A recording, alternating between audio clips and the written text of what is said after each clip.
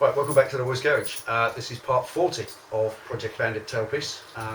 The last piece, I said there'd be 40 and there were 40, exactly the same amount of parts as were on the trailer build, which is just pure coincidence.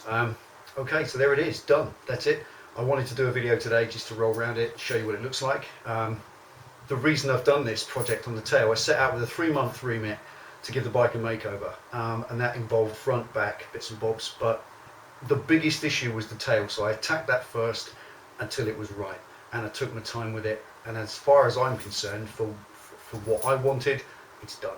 I like the back end now. I could have done it quicker if I'd had whole days to do it in. I've only ever had 2.5, 3.5 hours at the most in the garage at any given time because of shifts.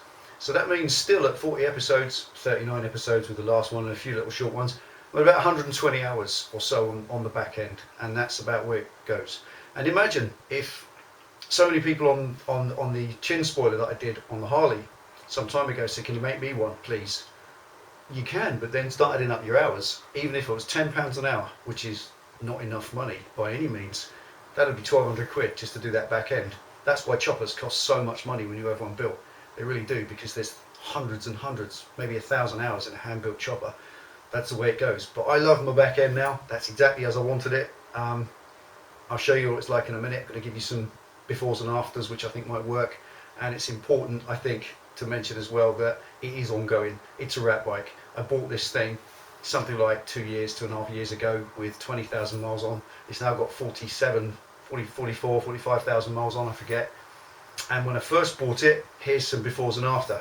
So here's a picture of what it looked like when I first bought the Bandit. It was about 3 days into owning it. I took it to work. It's in the courtyard where I used to work, and this is what it looked like as a nice bike.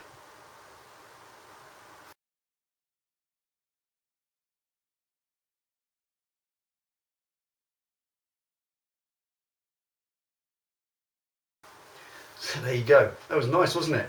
Look how I ruined my bike. So I set about it, first of all, scuffing all the paint back. I was just going to let it go rat.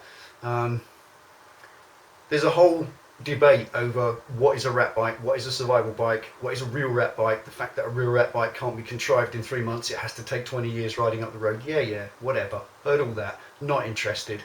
Survival bikes are probably more about gas masks and ammo tins and that whole apocalyptic thing. Rat bikes are more about long-term longevity, using it all the time, everywhere, and letting it decay over 2 decades or more. I haven't got the time for that. I want this now. So effectively the scrim came out, which gave it that completely different look, and it is what it is. So after the first incarnation, I was going for the rat bike thing and I didn't like it. It just started rusting and looking horrible. It wasn't me, it's what I was into. So it got a coat of black.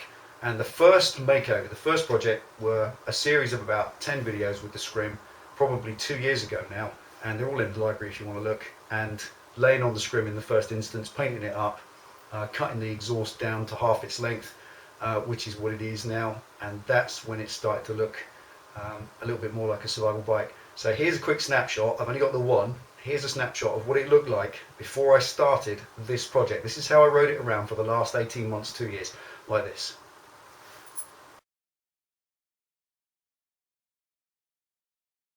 Just going to give you a proper walk round and show you what the bike looks like standing back, because it's important to see it in proportion to the rest of itself in the street. So here it is. This is what it looks like now. Get a walk round for you.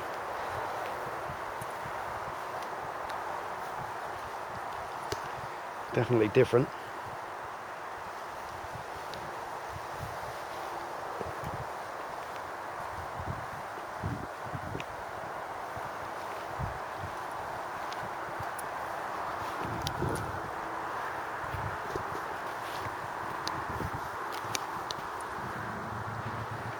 When you sit on it,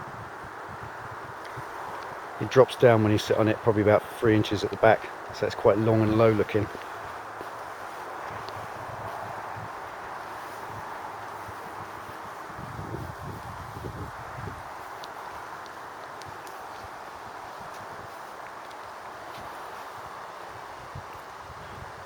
I don't know what her name is.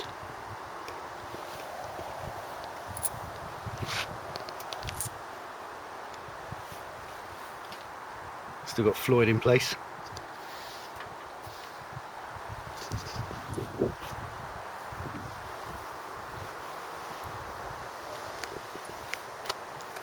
And up underneath, just a few little bits of finishing.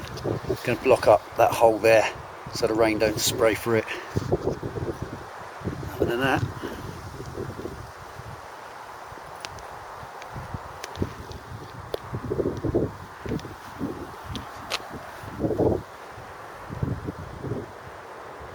the only slogan to have.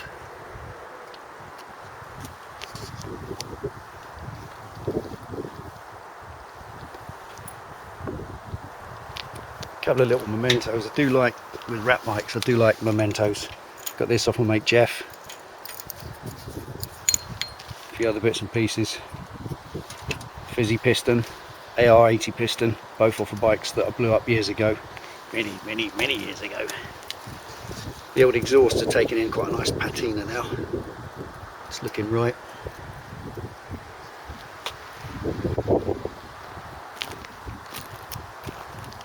There we are.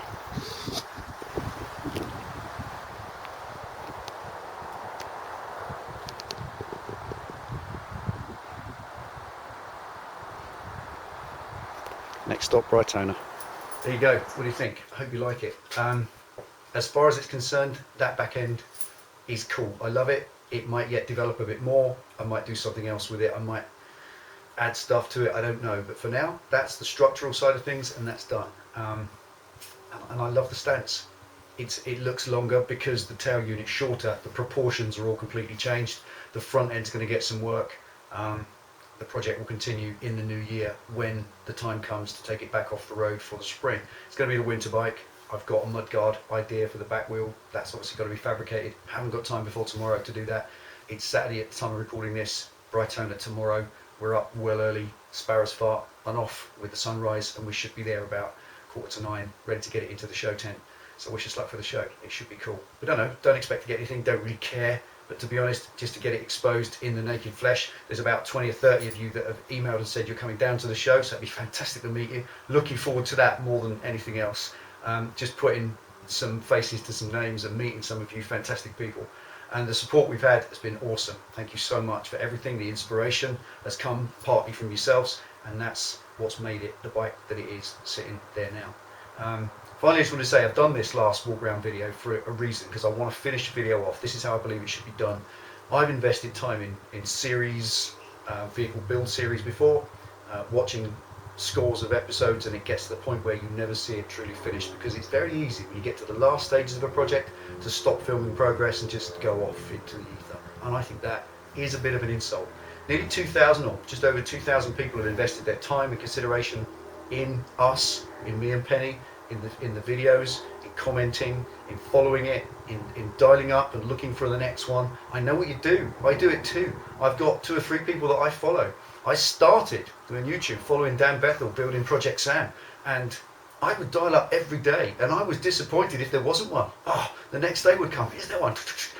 So I know how it feels, and when people drift off into the ether and don't finish their project, as far as the viewer is concerned, I think that is a little bit of a short change on your viewer. It's a bit of an insult. So there it is. I hope you like it. I think what I tried to do there with the walk round is show you the progress of the bike, not a long, boring step by step. That was one shot of it new, a shot of it as it was before we started this bit, and the walk round is as it is today. So I hope you enjoyed it. Thanks ever so much for watching this series of videos, Project Bandit. We'll continue. We've got service to do on Penny Sportster. That's going to be a good video when we get back from Brightona. It's due an oil and filter change and a full service. That's going to be the next crop of video, probably 2 or 3 of those. The work on the Triumph will continue. That's going to be modified. I've got exhaust going on it as soon as I can afford the wretched thing. Handlebars are going to change because I don't like the big ridiculous ones, and a few other things as well, which will be cool. So stick around, stay tuned. Thank you for all your faith in Delboy's Garage. Thank you for supporting us. Without you, we wouldn't be here. Take it easy. Ride safe, folks. Enjoy the weekend. See you next time.